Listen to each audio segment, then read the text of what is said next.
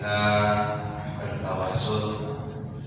Dia adalah merupakan salah satu bentuk permohonan yang ditujukan kepada almarhum dan almarhumah orang tua kita semua. Kita ajukan kepada sesi yang kedua, yaitu kita sedikit akan membahas tentang masalah ilmu. Dan pada kesempatan ini kita akan membahas masalah keutamaan sholat pagi. Bismillahirrahmanirrahim.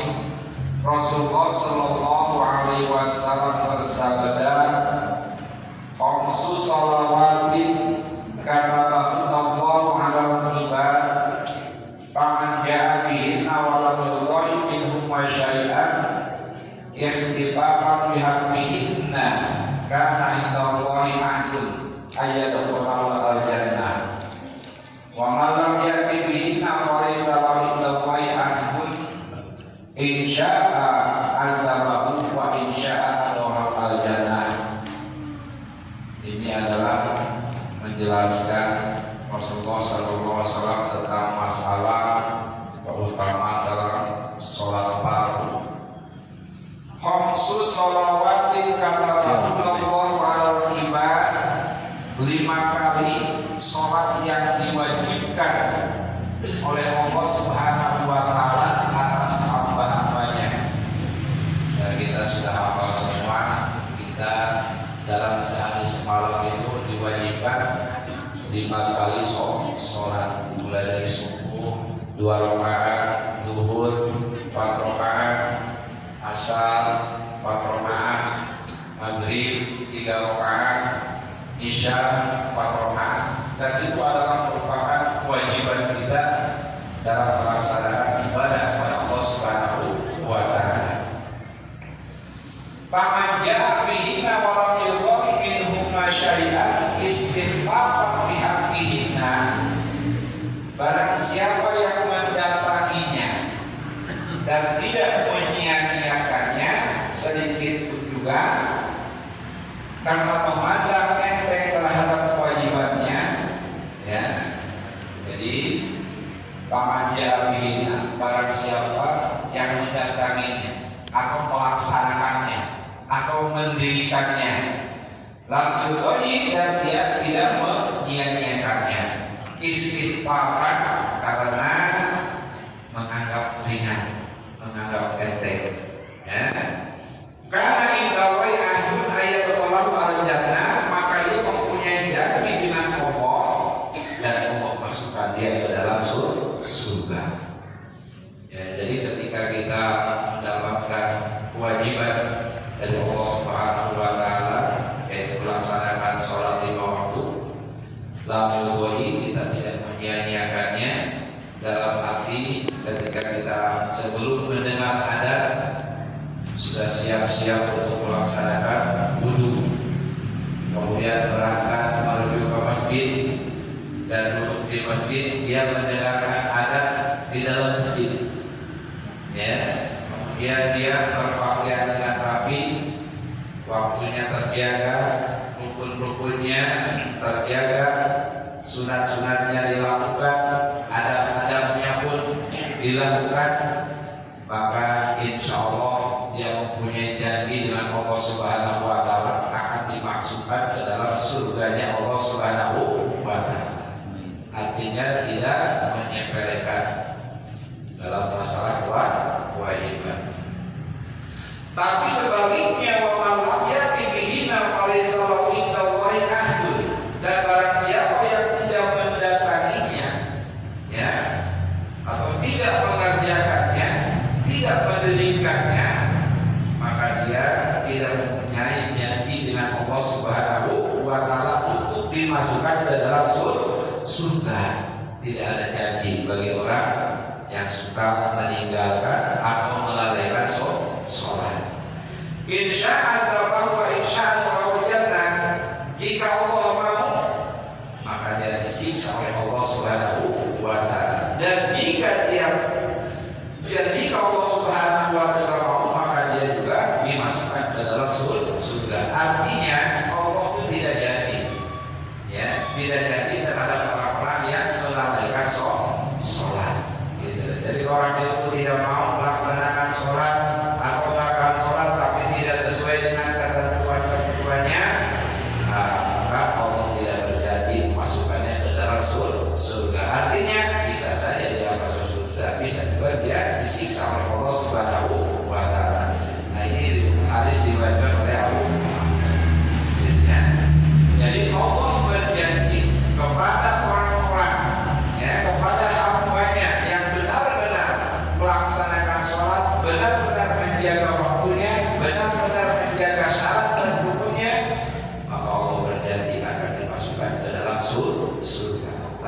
atau yang menyepelekan atau menganggap enteng, itu Allah tidak jadi. Masalul shalawatil khamsi kamasalillah di admin qawmin bibabi ahadikum yaktahi kula yawman khamsa tawakin. Perumpamaan sholat 5 waktu itu seperti sungai-sungai yang tawar airnya, yang mengalir, yang jernih, yang melimpah, ngalir. Yang lain mulai omong sama roti, di mana dia mencukupkan dirinya padanya 5 kali dalam sehari. Artinya, papa tahu tadi yang komentaroni, maka apakah menurut pendapat kamu masih ada kotoran di dalam badannya? Oh, sahabat, jawablah saya tentu tidak akan ada kotoran. Artinya, Allah Subhanahu wa Ta'ala, Rasulullah Sallallahu Alaihi Wasallam berfirman, ya, bersabda, asal shalawatil khamsi. Jadi perumpamaan sholat 5 waktu itu seperti di depan rumahnya ada sungai yang mengalir, airnya tawar.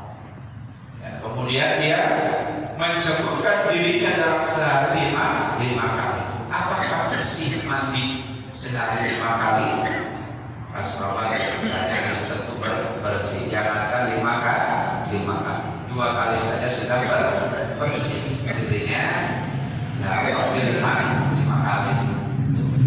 Maka Rasulullah Sallallahu Alaihi Wasallam menjawab, "Fa'inna shalawatil khamsi tudhibud dunuba." Karena sesungguhnya sholat 5 waktu itu menghilangkan dosa. Kama yudhibul ma'a adzabra, sebagaimana air menghilangkan kotoran. Jadi sholat 5 waktu itu berfungsi sebagai penghapus dosa. Intinya kita misalkan habis sholat subuh, ya, dosa, ketemu sholat zuhur, kita laksanakan sholat zuhur, maka dosa dari subuh sampai zuhur dihapus oleh sholat zuhur. Kemudian kita dosa lagi, karena manusia tidak lepas dari dosa. Al-insan manusia, ya, kepada saat salah, habis sholat zuhur tidak dosa lagi. Kemudian kita ketemu sholat asar, maka dosa dari zuhur ke asar dihapus oleh sholat asar. Kemudian habis sholat asar kita dosa lagi, ya. Kemudian kita sholat maghrib, maka dosa dari sholat maghrib, dari sholat asar ke sholat maghrib dihapus oleh sholat maghrib, dan seterusnya oleh sholat sampai di isya, sampai subuh. Artinya sholat 5 waktu itu berfungsi sebagai penghapus dosa di samping kewajiban kita. Ya. Para hadirin kaum muslimin rahimakumullah, dan Nabi SAW bersabda, "Inna sholawati kafaratun bainal majhul wal kabair." Ya. Jadi sholat yang 5 waktu itu jadi penebus dosa selama dia tidak melakukan dosa besar. Jadi kita melaksanakan sholat 5 waktu. Tadi katanya sholat 5 waktu itu sebagai penghapus dosa. Dosa yang mana? Ya, majtuni bal kabair, selama dia menjauhi dosa yang besar. Berarti yang terhapus itu adalah dosa yang kecil-kecil. Kalau dosa yang besar harus taubat kepada Allah Subhanahu wa Ta'ala. Kalau dosanya kepada Allah, kalau sesama manusia harus kita halal kepada yang kita zalimi. Itu harus taubat kalau dosa besar. Jadi dosa besar tidak bisa dihapus dengan sholat. Bisa dihapusnya dengan taubat kepada Allah Subhanahu wa Ta'ala. Jadi sholat 5 waktu yang kita laksanakan itu menghapuskan seluruh dosa-dosa kecil, walaupun kita tidak minta ampun, tidak memohon ampun kepada Allah. Sudah secara otomatis ketika kita sholat dosa-dosa kecil itu terhapus oleh sholat. Ya. Tapi kalau kita sholat 5 waktu secara otomatis menghapuskan dosa kecil, tetap dosa besar tidak bisa dihapus oleh sholat. Nah, mana di antaranya dosa-dosa kecil? Contohnya yang bisa dihapus oleh sholat, karena ilal awrati ghairihi, seperti melihat aurat orang lain, ya. Melihat aurat orang lain itu dosa, tapi dosa kecil bisa dihapus dengan sholat secara otomatis, walaupun kita tidak minta ampun kepada Allah Subhanahu wa Ta'ala. Jadi melihat aurat orang lain, baik itu melihat aurat itu satu jenis atau lawan jenis. Jadi sama-sama laki-laki misalkan dia tidak memakai tertutup aurat, ya, kelihatan sama kita, tetap aja dosa walaupun satu jenis. Perempuan sama perempuan walaupun satu jenis, tetap aja dosa. Tapi dosa itu termasuk dosa kecil, bisa dihapus dengan sholat.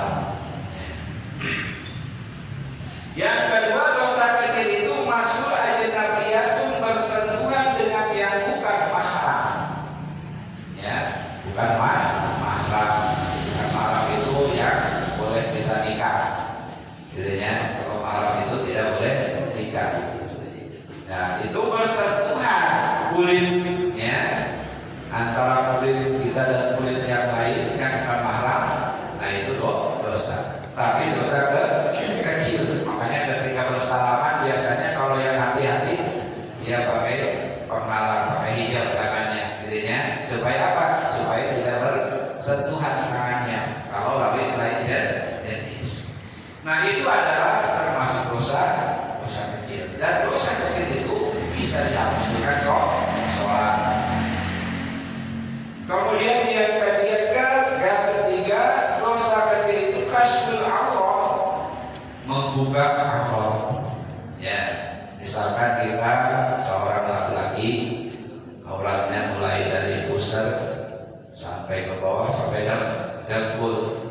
Nah, kemudian kita pakai celana pendek di atas dengkul, ya, celana pendeknya. Maka itu adalah sama kita membuka aurat. Nah, membuka aurat itu adalah haram, dosa. Tapi itu dosa kecil, ya, dosa kecil. Nah, bisa dihapus dengan sholat, membuka aurat. Ya. Yang keempat, sima'ul alatil milahil muharramah. Dosa kecil itu termasuk mendengarkan alat musik yang diharamkan. Ya, mendengarkan alat musik seperti gitar, suling, trompet, genang, itu alat-alat musik, ya, yang diharamkan. Tapi itu kategori dosa kecil. Nah, bisa dihilangkan dengan sholat. Yang kelima, libas memakai pakaian terbuat dari sutra. Laki-laki saking banyak uangnya, ya beli sutra, sabunnya sutra, pakaiannya sutra, ya, terbuat dari sutra. Itu haram, dosa. Itu tapi dosa kecil, bisa dihapus dengan sholat. Dan yang keempat, hatimu bila hadir wajul, ya, laki-laki memakai peralatan dari emas, ya, saking banyak uangnya, kaya, sendoknya dari emas, gelasnya dari emas, piringnya terbuat dari emas.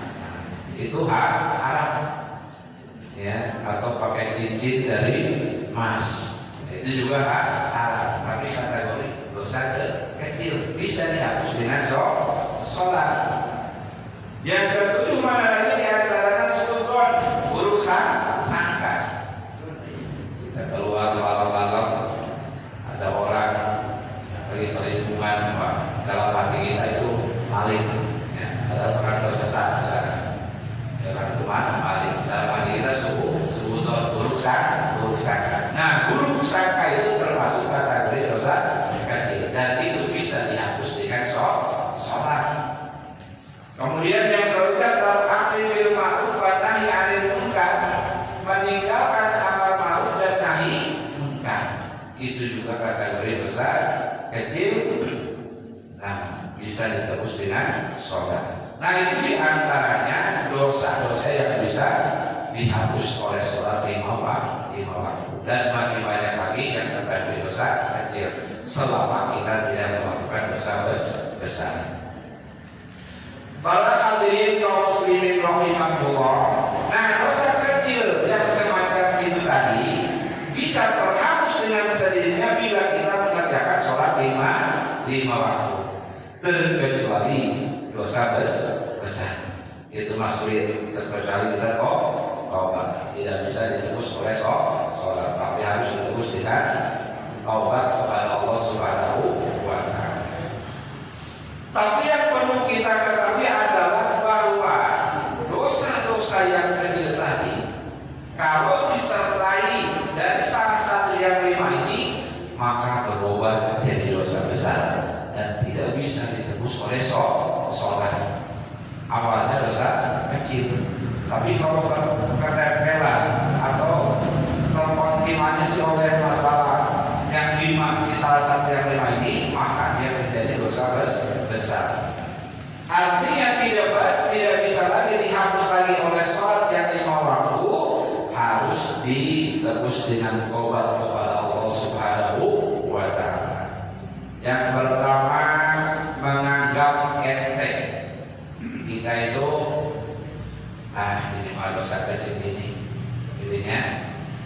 Jadi dianggap enteng, seperti perempuan tidak memakai jilbab, membuka aurat, dalam pikirannya ini malah dosa kecil ini, intinya. Nah, kalau punya perasaan seperti itu, maka dosa kecil berubah menjadi dosa besar. Kalau kita menganggap enteng, menganggap ringan, jangan dianggap ringan dosa kecil, bisa berubah menjadi dosa besar. Jadi dihindari jangan ada perasaan dosa kecil ini, gitu ya. Nah, itu bisa berubah menjadi dosa besar. Ya. Kemudian yang kedua, bisurur, ya, dosa kecil dilakukan dengan gembira, dengan senang-senang. Itu kan kalau mendengar kita itu sulit apa itu dosa, tapi kata dosa kecil. Tapi kalau disertai dengan gembira, dengan senang-senang, ya, lupa terhadap Allah, nah itu jadi dosa besar. Tidak bisa lagi dihapus oleh sholat. Itu harus bertobat kepada Allah Subhanahu wa Ta'ala. Hentikan perbuatan itu, sesali dan tobat kepada Allah Subhanahu wa Ta'ala. Insya Allah diterima tobat kepada Allah Subhanahu wa Ta'ala. Jadi satu, jangan dianggap enteng walaupun dosa kecil. Yang kedua, jangan merasa gembira ketika melakukan dosa kecil. Kemudian yang ketiga, bil idhar, dengan ditampakkan, diceritakan. Wah, tadi siang atau tadi pagi atau tadi malam saya anu, gitu ya. Padahal yang kategori dosa kecil. Nah, dosa yang kecil karena diceritakan, nah itu menjadi dosa besar. Kalau sudah menjadi dosa besar, tidak bisa ditebus oleh sholat. Intinya, nah ini diantaranya apa? Dosa-dosa kecil yang tidak bisa, yang jadi besar, tidak bisa ditebus dengan sholat. Kemudian yang keempat, bil israr, dosa kecil, buka aurat itu dosa kecil. Tapi bil israr dilakukan dengan terus-menerus, jadi amalan sehari-hari. Ya, si dosa kecil itu jadi amalan sehari-hari. Nah, itu berubah jadi dosa besar. Intinya tidak bisa lagi ditebus oleh sholat. Intinya kenapa? Karena dia jadi amalan. Ya, dakwah rutin tiap hari buka aurat misalkan. Intinya dosa tapi tiap hari buka auratnya. Nah, itu berubah jadi dosa besar. Ya, bil israr. Dan yang kelima, dosa kecil yang dilakukan oleh orang alim. Oleh orang alim, dilakukan oleh alim. Kemudian diikuti oleh jemaahnya, jadi panutan, gitu ya. Makanya dari orang alim itu hati-hati, gitu ya, hati-hati. Kenapa? Kalau melakukan kesalahan walaupun kecil, tapi diikuti oleh jemaahnya, maka jadi dosa besar, bahaya, gitu ya. Jadi ketika kita sudah merasa jadi panutan dan tempat bertanya di tempat itu, makanya kita setiap melangkah itu harus hati-hati, ya, harus hati-hati. Kita mau kemana ini, apakah ini dosa atau tidak, gitu ya. Supaya apa? Supaya jemaahnya tidak mengikuti langkah kita yang tadi dosa kecil, itu bisa berubah jadi dosa besar bagi orang alim.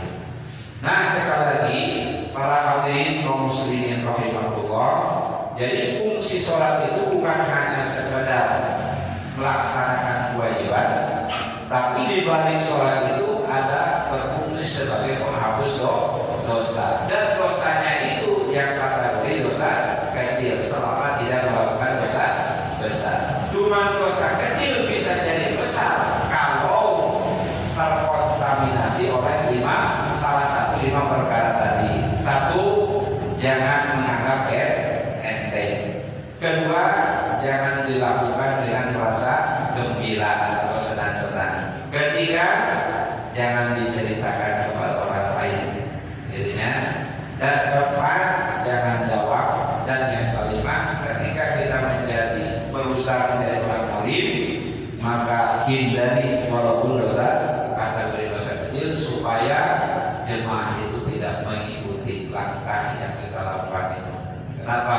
Walaupun dosa kecil kalau diikuti oleh banyak orang menjadi dosa besar. Nah, itu diantaranya pembahasan pada pagi ini. Mudah-mudahan jadi ilmu bagi kita, dan kita mudah-mudahan bisa mengamalkannya, sehingga sholat yang kita laksanakan bukan hanya sekedar memenuhi kewajiban, tapi juga bisa menghapus dosa-dosa kita semua. Amin ya rabbal alamin. Dan mudah-mudahan Allah Subhanahu wa taala memasukkan kita ke dalam surganya Allah Subhanahu wa taala. Sallallahu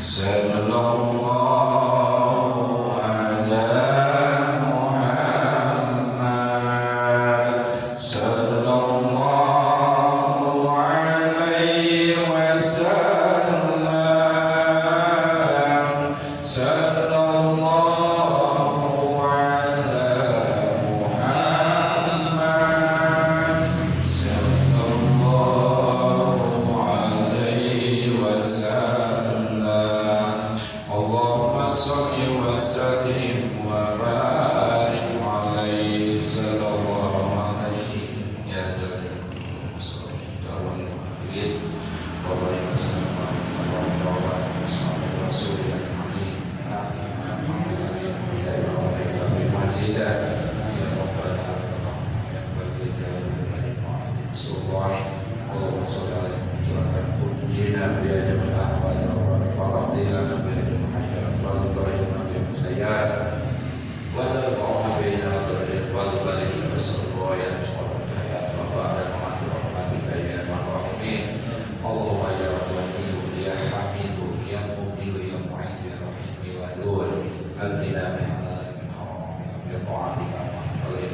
berjuang